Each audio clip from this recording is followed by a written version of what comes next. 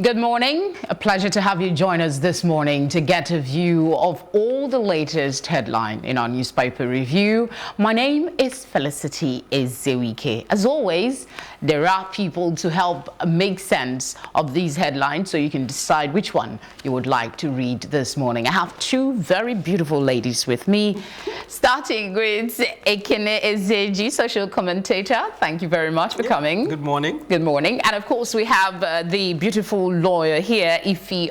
Pleasure to have you join us. Thank you, Felicity. All right, let's get things started. We'll start with the nation this morning. P&ID seem to be making a whole lot of comments. Almost all the papers have them in the front line, but let's see what the nation has to say. P&ID rejected federal government's $250 million settlement offer. Controversial contract signed when Yar'Adua was in coma. At the top of the paper, we have IG Adamu relocates to Southwest. Police chief to hold talks in 6 cities. You find details of that story on page 8 of the paper. Just beside the picture of the IG, you will see the why 123 Jigawa men were arrested. Police, they're not security threat. Okay? We go to the pictorial reportage on the front page. Not too good looking this morning, but it's what happened. One of the trucks raised during an attack at the weekend. That's it on your screen. And of course, the security chief right there at the hospital visits troops after bloody battle with Boko Haram. Just beside it, you will see Africa imports $50 billion food annually. Wadumi is still here. Not going anywhere, it seems. Police arrest more suspects. 18 AK-47 rifles recovered. And on the side of it, there are more stories, but I'd like to get my guest in so we can get the conversation going. Ekene, let's start with you. Which of this headline would you like to pick on first? Well, I want to go to P&ID simply because I've commented on this in the past, and I just want to sort of maybe balance things again. Initially, I was coming on strong as concerns our government, saying, why are they reacting? Why haven't they been proactive? I consulted with someone in that sector, someone who's been in that sector for a while. And the person's opinion is, look, stay clear of this area because it's clearly a deeply entrenched issue.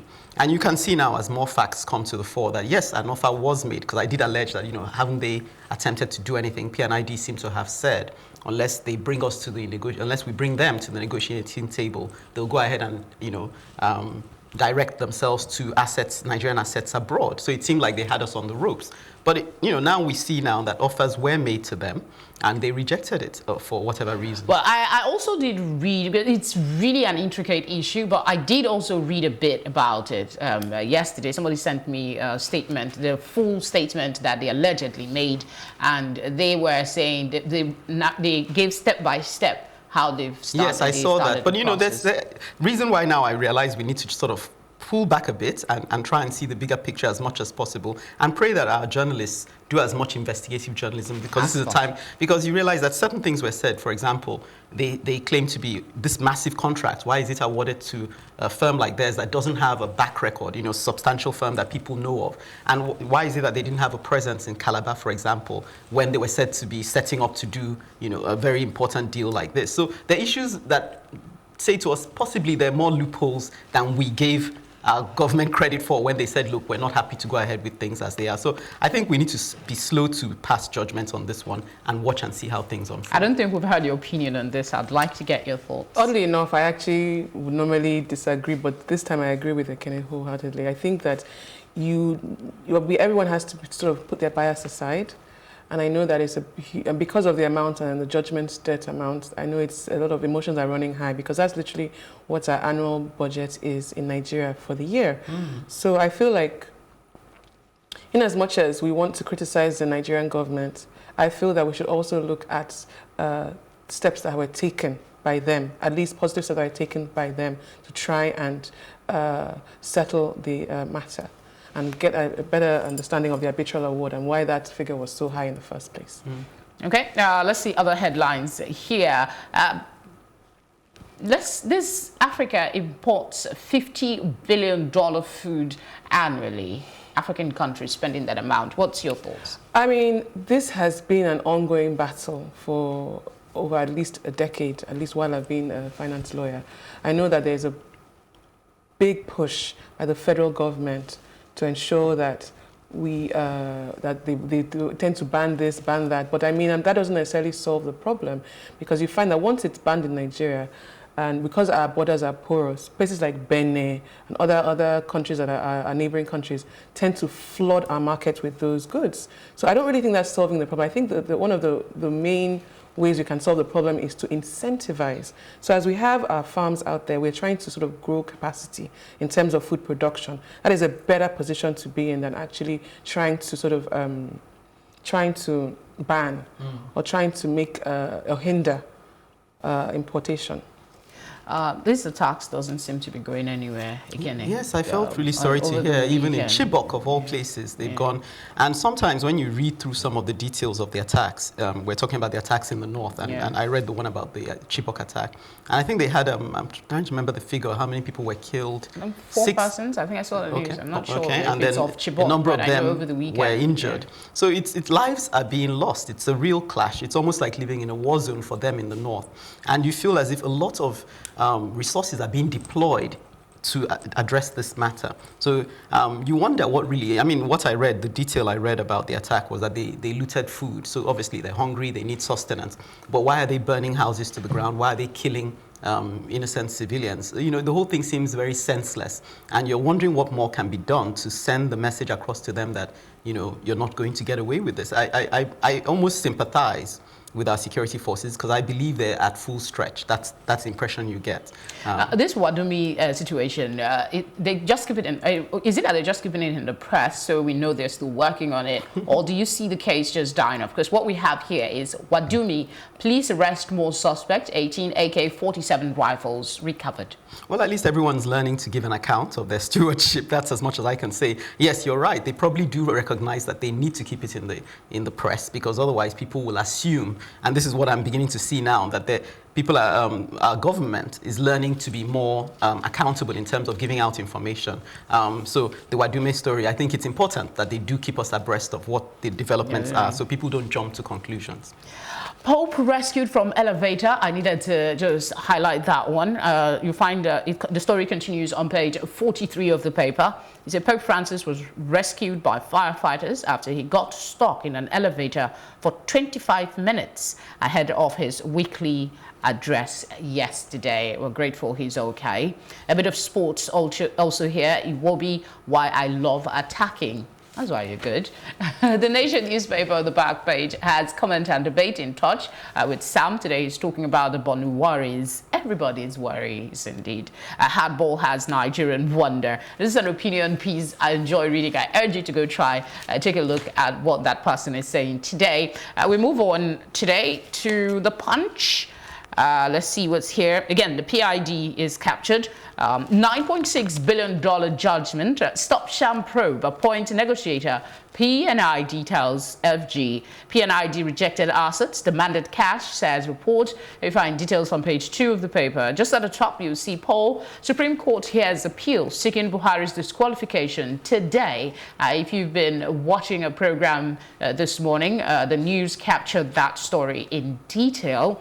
But I'd like to hear the thoughts of our guest in a bit. Let's go to the next one. Lagos-Ibadan Road, FRSC deploys 480 officials, hires divers.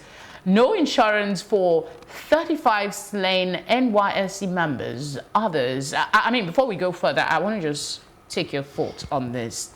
These are young people that are sent, you know, all over the country, irrespective of the location and the risk that they're involved and their background. They take on this charge because they want to serve this country. And some of them die in the process. Now we're getting this kind of headline. There are no insurance, nothing. That life is just wasted like that. I'd like to hear your thoughts. I think it's really sad because at the end of the day, these young people, they go out, they try and give their best. They go to places that we've never even heard of half the time. I mean, most of the NYSC areas or the hostels, or rather, are in really, really remote places where they don't have access to, even sometimes they don't have access to data or mobile. and they don't even have access to water, clean water and electricity. So I think for us to ask our young people to go out and serve the country, they have to know that there is a welfare state behind them that's backing them up.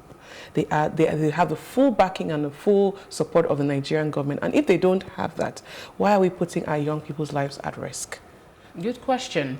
What about your thought on the Supreme Court hearing an appeal seeking Buhari's disqualification? Well, I think that at the end of the day, right, there are deep-seated issues with our electoral process, and there are things that I know that need to be addressed even before we even start looking at Buhari's standing to and his success at the polls last year. So. Okay, let's see more headline before I bring you in, Ekene. We have church commander arrest. Where did I see church just now? I have 4 eyes, but I can barely see, Blue Sims. Commander arrest armed robbery suspect at church camp. So you did see church. So the church jumped in front of my eyes first. You find details on page 4 and 5. Commander arrest armed robbery suspect at church camp. You also see a police charge. That's it on your screen just beside the picture. You see police charge journalists with treason for criticizing government. You also see details there on page 11. Ekiti PDP demands probe of alleged attack on fire shape. At the very top, we have external reserves sink to a 5-month low of $43.67 billion. A bit of business there for you. And on the back page of the Punch, we have Nigeria, P&ID, and $9.6 billion judgment fine. A postscript. I'm sure you will be interested in reading this one as well. But before we go, let's take your thoughts. Any of that is? Well, I mean, I guess I don't really have that much to say on the arrest of the man at church. I mean, I guess it's good that they were. It's obviously people will find it ironic that you have a criminal in the midst of a religious guy, but we know it's not, it happens. So now you can't even take your bag. There is no fear of the sacred in this country, and that's why we have impunity. If we have some fear of the, some of those sacred things that we have. Maybe God, for instance. Yes, that would be an important start. But I just want to quickly comment on the NYSC story, just to add to what Ife has said, because I do agree. I just think, during the elections, the youths, the NYSC youths, were even complaining that some of their money owed them, which is not a massive amount, was still outstanding. Remember, that period where they were making complaints, and of course the public were behind them, and they were telling us, look at the sleeping arrangements they have, which were terrible. So I feel that, it's not a difficult thing to put in place. You're already getting them on a budget because obviously you're getting 300,000 volunteers, so to speak, on a shoestring budget. So why not put, even if you had to levy those, because we know that those campaigning for political office spend a huge amount of money. Even if you have to levy that money from them so you can make provision for these, it would make sense to everyone. Well, I was going to add a thought to that, to say, we talked about our electoral process. These core members are used. Maybe, I don't know, nothing wrong in paying them more than you pay the others when they do that, because they're just starting their lives, and some of them, there's the possibility of them losing their lives. That's a thought that our government could consider to encourage them, pay them a little higher than the average ad hoc staff instead of paying them less. Yes, I see what you mean, because at the end of the day, right, with hardship allowances or safety risk components to what they do, it can be sort of, if reflected in whatever they should have insurance for them. I don't think there's they any really excuse. should. I think there is insurance in this country. I mean, we have. But for these particular people, functional insurance. I don't think they need to put. Let's just start at the basics, exactly. So let's at the basics, so that at least we have them insured. Okay, let's see if we can get through the Guardian and the Vanguard newspaper this morning. On the front page of the Guardian, how Nigeria lost $9.6 billion gas contract award suit in the UK. That's not it on your screen, though. You're looking at our president waving at us. He's back from Japan. He's arriving at the Abuja airport after participating at the 7th Tokyo International Conference on African Development. That was yesterday. He's back. Welcome back, President.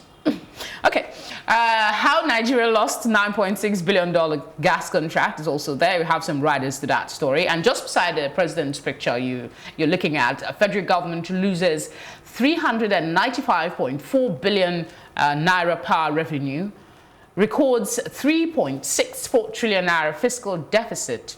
And then at the top of that picture, you see Shiites dare IGP vow to sustain activities nationwide. I don't know if you saw that press release, clamping down on, I don't know if you saw it as well, clamping down on the activities that they should shut down all places of worship of Shiites because they have been prescribed as a terrorist organization. I think they are following through on that court order. But that's an interesting one because we know that they were, they managed to say to us that the prescription doesn't include a ban on their activities of worship. So I why did is that see a playing statement yesterday from accredited, allegedly to the IGP, saying that all places of activities of Shiites should be shut down. That's interesting. Yeah, and now this headline, I mean, it just corroborates what I read, that the Shiites are daring the IGP, vowing to sustain activities nationwide. Let's see how the story develops today. Nigerians sue Senate over 6 billion naira cars for members. I've been waiting to get to this topic, to get to your thoughts, to hear what you think. I'll come to you first, Ife. Oh, I just think that I've spoken about this before on the program. I just feel like they need to sort of readjust what their allocations, their allotments are for the ministers in terms of their budget. That needs to really be worked on because each minister has its own portfolio and have their own specific mandates to the country. And bearing that in mind, you have to make sure that they are given the full enforcement of whatever it is they are trying to accomplish. Yeah, do you think maybe this case will see the light of day? Like there will be some sort of judgment that follows through? Yes, either way, whether for or against them, that the litigation will come to a conclusion before the money is disbursed. I hope so. I mean, because these days we're finding that the way to make people accountable is to put things in the public domain, is to put it on social media. I hope this will trend, if possible, on social media, because the disparity between and the sense of confused priorities between those governing us and the amounts they spend. And even, our law enforcers, for example, because someone gave me some figures to show that you have 300,000 police officers, you have 400 and something lawmakers, supposedly, and then you have a budget of something like 17 billion for the officers, and then you have a budget of something like 30-something billion. Oh, no, I think it's 300 billion. I hope I get it right. But something ridiculous for our lawmakers. So we really need to hold them accountable. And if the mere fact that they're bringing this case against them, for me, is a plus. So what Ekene is saying, and if you're looking at them having that sort of amount and it's sort of like disparate, especially sort of leading and tilting more towards the lawmakers, that's exactly what the problem is. Yeah. It just tells you that we need to have more. Yeah, there's a case for confused priorities. We need to basically make sure that there are more people, more officers left to enforce those judgments as opposed to making the laws. Yeah. We can make laws from here to eternity, but if there is no accountability, there's no way we can move forward as a country. True that. Avoid Lagos-Ibadan Expressway if in haste. Trace one's motorist. I was trying to pip to see what that trace meant, why you guys were talking, and it's actually let's see, Ogun State Traffic Compliance and Enforcement Corps. That's what I was wondering. Where is Trace coming from? I was wondering whether they're going to do music videos on. But this is another case of giving people information ahead of time, which is valuable because you don't want people getting into confusion when they're along that road. So it's good to. You find that public service announcements these days are getting a lot better, even with the flooding. And also very good with the flooding. Yeah, so it's good that we are getting that kind of information. Listening? That's the second part. That is probably one of the biggest trafficked roads in West Africa, the entire West African region. So. They have to listen. I mean, it's obvious that they need to have that kind of information. Yes. Okay. I was also going to touch on also the deficit in power as well. It's actually something that I think is important to sort of talk about, only because it's a problem that it's hindering our growth and development in Nigeria. We're not getting FDI because of this issue, and even the enablement of that particular industry depends on our success and development as a country. So you find that more people these days are sort of tend to go towards more captive generation. They tend to want to sort of look at IPPs and they want to generate their own electricity or power. And that is not the way we can sustain ourselves long term in Nigeria. Okay, quick look at the back of The Guardian. Is sports African Queen Toby Amusan wins IAAF 100-millimeter hurdles in Berlin. I don't know how to pronounce that, to be honest. Okay, that's some sports stories for you. No one likes Joshua now. Bubble has burst, says Fury. You might want to catch the details of that. We don't have much time, and I want us to look at the Vanguard as well. Let's see. Northern leaders. Okay, that's a different headline from the rest of the papers, going with the P&ID. Yes. Northern leaders to Southeast governors, you have no powers to ban movement of headers. It has a couple of riders to that story. Details on page 5 of the paper. The situation in the north, the scene of Boko Haram attack in Borno State, is captured on the front page. Enough of political comments on education. Act now, as it tells Buhari. He allegedly talked about using education to remove poverty from the country. 30,000 naira minimum wage. FG Labour in make or mar meeting Wednesday. And then you have Power. AGF folds cancellation of $100 million concession pact. And then at the top you see something on the same judgment. EFCC seek Interpol's assistance to track local foreign collaborators. Again, that travel advisory by the Federal Road Safety is here. Lagos-Ibadan Expressway partial closure, no cause for alarm. Boko Haram sacks Chibok village, sets houses ablaze, kills 5 farmers in Maiduguri. Let's just take a look at the front page quickly, if you guys can just, any of the... Yeah, I mean, let me jump in on the, you have no powers to ban movement of herders. I'm always concerned when you have these sort of potential ethnic clashes coming up. The Southeast governors met together with the Ohaneze Ndigbo, even had the Minister of Aviation and various interested parties to decide that they weren't going to allow herders with arms to freely move around. So they're going to. So the qualification of with arms is important. However, it's looking as if they are taking matters into their own hands simply because they feel vulnerable. Some would say this has been triggered by the issues in Germany with the, you remember, so now they feel they need to give an account to their people that they're not the bad ones, because included in some of the manifesto, or what some of the things they discussed was to say, look, we didn't support Operation Python Dance. You can see they're trying to exonerate themselves. So let's come to the table. Let's deal with these things, preferably in a kind of negotiated meeting before we start making headlines, because I just feel it's much more sensitive than we appreciate. Which of these would you want to talk on as well, quickly? Which of these headlines? We have the 30,000 naira minimum wage, FG Labour in make or mar meeting Wednesday. I mean, I think we've covered most of it. I think it's important that we continue to have some kind of strong network with Interpol, especially so that we can improve our public image abroad, because a lot of things are riding on us being able to have a more positive image in diaspora. Thank you very much. We're out of time, Ekene. I know there is so much to talk about. We also have complete sports. I'll just look at head boy Iwobi hails flying Everton start. And then you have something on Neymar tells family he is staying with PSG. So many other stories on the front page of the complete sports. We wouldn't have time to go through all of them. So just please go to your vendor and try catch a copy. You can read. They can allow you read for free sometimes. Yeah, just give them a little something. All right, thank you very much, ladies, for coming on the program. My pleasure. And of course, you for watching and participating. Please go get a copy of these papers and read for yourself so you understand. My name is Felicity Ezewuike. See you again soon.